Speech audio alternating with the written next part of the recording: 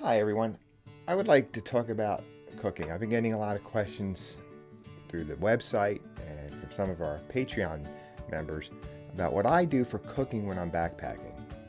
And that could cover a lot of different elements. You've got the different stoves, different methods of preparing food, different foods you would take. So I'm going to just today give an overview. I will be doing further episodes on backpack cooking and how I prepare my food. I will get into dehydrating food, packaging, etc. But today I'm just going to give a quick overview of backpacking cooking. So the first method, and it's the simplest that I want to talk about, is no cook. No cook means buying food that needs zero preparation. Now, this used to work for me great when I did overnights, especially when I was young. We would do things like bring SpaghettiOs, canned SpaghettiOs. All you need is a can opener, and believe it or not, we would eat them right out of the can. I don't care if they're cooked or not. They taste the same, and especially in July and August when you're camping and backpacking, you really don't need it to be heated. It's a little bit of a relief not to have to heat something up. Also, something that a little bit newer on the market. I'm not a tuna fish person. I don't like the taste of it. The truth is, I can't even be in the room when people are eating tuna fish. It's just something I haven't been able to get over. But StarKist has come out with these chicken creations. I know they've had the tuna ones around for a while, but the last couple of years I've been seeing these, and this one's barbecue. And although it's only 90 calories, you could probably bring a couple of these with you, and that would give you a no-cook meal. I've used these for my lunches on my backpacking trips. I'll put this on a tortilla, and it's only 90 calories, so on a tortilla and then a snack, you're bringing your caloric intake up to where it should be for a meal. The next method, it still doesn't require any cooking, but it's called cold soaking. And that's where you'll put your dried ingredients. You'll put dehydrated food or freeze-dried food in a container like this one. I'm big on repurposing. So something you're going to hear a lot from me is just find a container. Don't go spend $8 or $10 online to buy a container to cold soak your food. Just look around your house, be a little creative, make sure it's food grade. This one's an ice cream container. I could put my food in here, and this is something to try at home first, so you can have an indication of exactly how much water you need to put in so you can reconstitute your food. I have this one marked where when I put the typical meal in, I fill the water up to here, I put the lid on it, I put it to the side for 20 minutes, sometimes 30 minutes. I go about my camp chores, set up my tent if I'm sleeping in a tent, if I'm in a lean-to, spreading myself out in a lean-to, blowing up my air mattress. Then I go over, my food is prepared, and again, I can eat it right out of the container. Put a little water in it, cleanup's really simple on this. Shake it up, drink it, and it's clean. But make sure you put it with your smellables at night. Okay, this becomes a smellable when you start using it to prepare your food in it. That's important to remember. Don't bring it in your tent. Don't bring it in the lean-to, don't leave it outside. It's a smellable. Either hang it in your bear bag or put it in your bear canister. Grocery store foods that you can just add water to and it'll reconstitute. I started using these newer sides. I have found that you can cold soak these.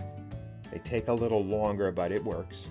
But also what I do is I tear this open and I can put hot water in it. Let it sit. I usually let it sit for about 10 to 15 minutes, stirring it up every 4 or 5 minutes or so. And you know what? It's just as delicious as these meals that they're charging us $8 and $9 for. I'm not going to mention these meals by name, but wow, they are expensive. This, 99 cents. And as a bonus, what I've done at times is you can get the chicken, unflavored chicken. It's just chicken in a foil pack like this. And for a meal like this is creamy chicken flavor, but it has no artificial flavors in it, no added MSG.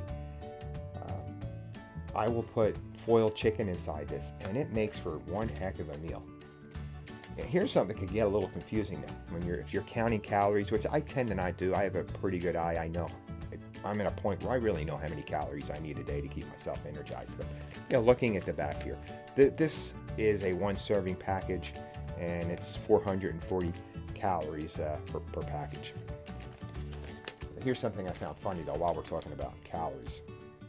This can of SpaghettiOs here, it's 130 for it's a 2 portion can, 130 calories for 1 portion, 230. I think we're missing 30 calories there.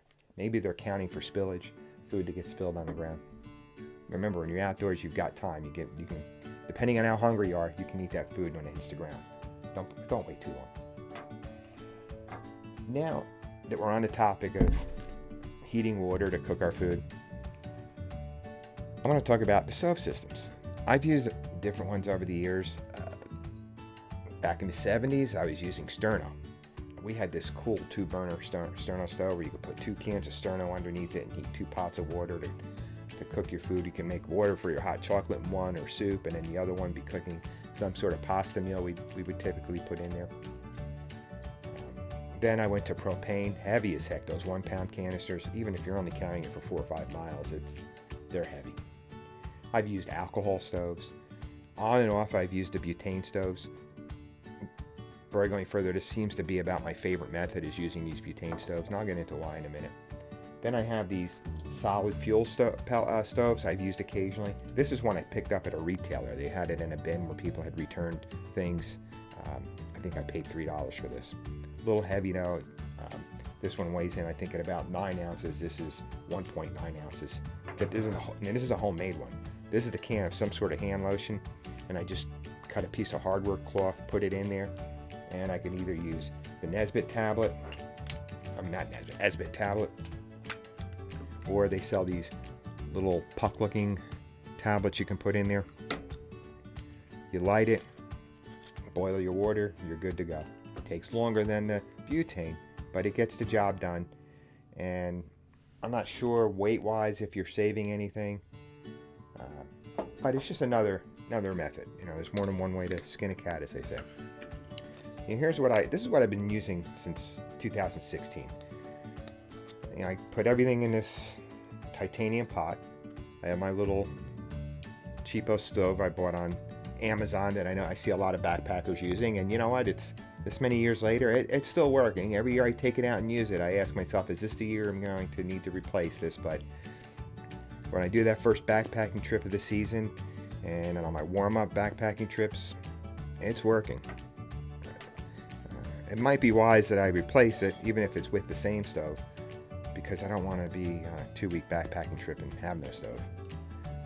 I can always cold soak though, right? I always put a bandana in there. I've got a ratty old bandana that I stick in there, and that's just for drying things off, or if I got to grabbing the side of the pot, I can use it as a pot holder. And this little stove, and of course a lighter. I put a lighter in there. And this just screws right on top of the canister, like so. And put the cup on top, boil my water. I'm not going to light it. I think you all know how to do that. But I can do an episode, just let me know. And by the way, I want to thank Brownfoot, our Patreon member, because it was his question that I picked. I was getting a lot of these questions as I asked about cooking, but while scrolling down the Patreon questions, I saw his and I said, okay, this is a message. This is the time to do a cooking episode. I also have this pot here. This is a Gsi pot. By the way, this is all stuff I bought myself. This is stuff I bought years ago, before I did the podcast, before I started a YouTube channel. And this is a pretty neat setup here. I consider going back to this every year. It's not much heavier. It's just a couple ounces heavier than what I was using, but it has this little cozy on top of it. I don't know if you could see that. I don't feel like pulling it out right now, but this pulls out of here. There we go. You can boil the water, stick it in there, and then it has this lid, spill lid that can go on, and I can drink my coffee right out of this. Or what I do when I'm boiling water, turn it upside down, and it becomes the lid for the pot. But the thing I like best about this is a couple things. The fuel canister fits right inside. And it comes with this nice little gripper here too. for spoons, I have this plastic spoon that, I can't remember where I picked this up. I doubt I paid for this. This looks like one of those things that I probably was in a restaurant or getting ice cream and said, hey, that looks really cool. That's something I could use on my backpacking trips. Then somewhere around here I have a foldable spoon that I use. Again, that's made out of titanium. That was one of those rare times where I said, I'm going to buy this. I don't know if it's more of a novelty type thing I bought or a necessity. Quite honestly, I'm probably going back with the plastic spoon this year.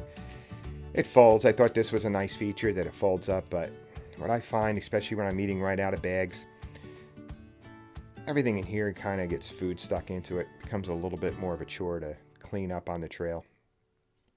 And let me just remind everyone again, these all become smellables once they've touched food. If you cook in your pot, that's going to become smellable. I don't. I just boil water and pour it into either a bowl or a bag to reconstitute the food. But my spoon always goes in with my smellables, always goes in either my bear bag or my bear canister. I hope I've covered enough for this episode on cooking and cook systems. I plan on doing another episode where I break down meal by meal the approach I personally take on my trips. This is kind of just a combination of things I've used over the years. Like I said, there was a time where I'd bring no cooked food. Cold soaking, I'm not going to say I never use it because I have in the past. There were at least 2 occasions in the last couple of years where I ran out of fuel and cold soaked some food. So it's not that I will never use that again, but I don't need to carry the container for it. I've cold soaked in my mug, so it's that's my backup plan. But again, that's a topic for another episode. Thanks for watching. Remember to subscribe, hit the thumbs up button, and go to papabearhikes.com. Check out what else is going on. You can listen to past episodes of the Papa Bear Hikes podcast, and there's links there to our Patreon, and you can purchase our book from the website. Everybody, thanks for watching. Have some fun. Get outside and be safe.